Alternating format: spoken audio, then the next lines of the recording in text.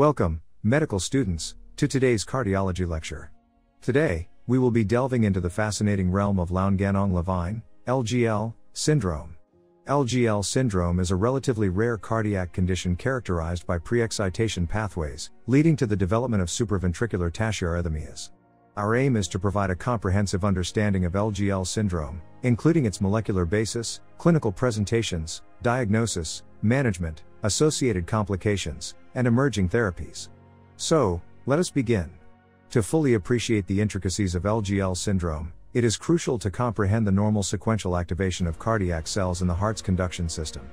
The journey starts with the initiation of electrical impulses in the sinoatrial, SA, node, which serves as the natural pacemaker. From here, the impulses travel through internodal pathways, facilitating their propagation to the atrioventricular, AV, node. The AV node acts as a gatekeeper, delaying the transmission of impulses to allow for atrial contraction before ventricular excitation. Next, the impulses traverse this bundle, which further divides into bundle branches, ultimately reaching the specialized Purkinje fibers to ensure rapid and synchronous ventricular depolarization. LGL syndrome, although sharing similarities with other pre-excitation syndromes, possesses distinctive features that set it apart.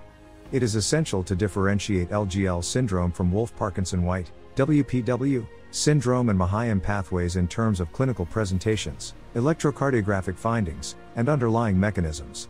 Unlike WPW syndrome, where the accessory pathway bypasses the AV node, LGL syndrome presents with a short PR interval on the electrocardiogram without delta waves. Mahayan pathways, on the other hand, result from anomalous conduction fibers extending from the right bundle branch to the right atrium or ventricle. Awareness of these unique characteristics aids in accurate diagnosis and appropriate management strategies. Expanding our knowledge, we turn to the molecular basis and genetics of LGL syndrome.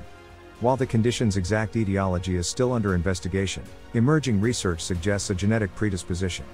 Specific gene mutations have been identified, affecting the James fiber and accessory pathways involved in LGL syndrome. Understanding these genetic abnormalities and their impact on the conduction system may shed light on potential targeted therapies and preventive strategies. Supraventricular tachyarrhythmias, such as atrial fibrillation and paroxysmal supraventricular tachycardia, are common manifestations of LGL syndrome. Exploring their mechanisms is crucial in comprehending the pathophysiology. Abnormal accessory pathways in LGL syndrome create the potential for reentrant circuits and aberrant conduction, predisposing individuals to these arrhythmias. Factors contributing to the development and perpetuation of supraventricular tachyarrhythmias in LGL syndrome will be discussed in detail. To accurately diagnose and characterize LGL syndrome, invasive electrophysiological studies play a fundamental role. The gold standard involves using programmed electrical stimulation to induce arrhythmias, allowing for precise mapping of the accessory pathways. By localizing their exact location, the potential for targeted therapeutic interventions, such as catheter ablation, is significantly enhanced. We will delve into the intricacies of electrophysiological studies, highlighting their significance in the evaluation of LGL syndrome.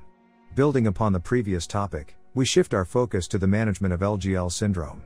Catheter ablation therapy, among other invasive techniques, plays a pivotal role in controlling arrhythmias, modifying accessory pathways, and alleviating LGL syndrome-related symptoms. Understanding the principles and procedural aspects of these techniques is vital for optimizing patient outcomes. In addition to invasive interventions, pharmacological agents form an integral part of managing LGL syndrome-related arrhythmias. We will discuss the various pharmacological options available, such as AV nodal blockers, calcium channel blockers, and beta blockers.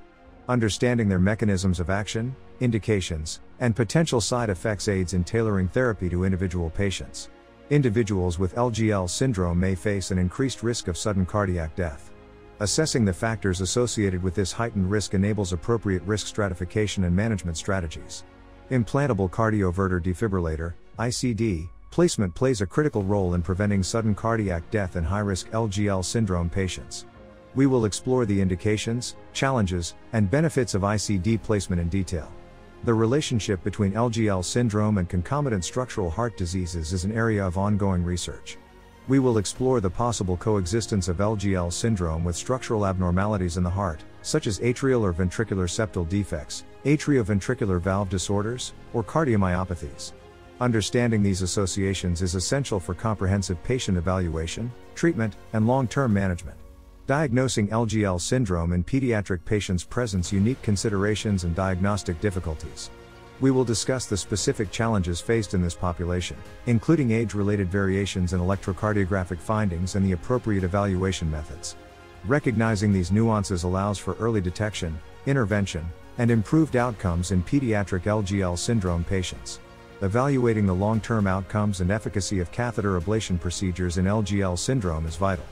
We will examine the effectiveness and durability of ablation techniques in eliminating accessory pathways, controlling arrhythmias, and improving overall patient outcomes.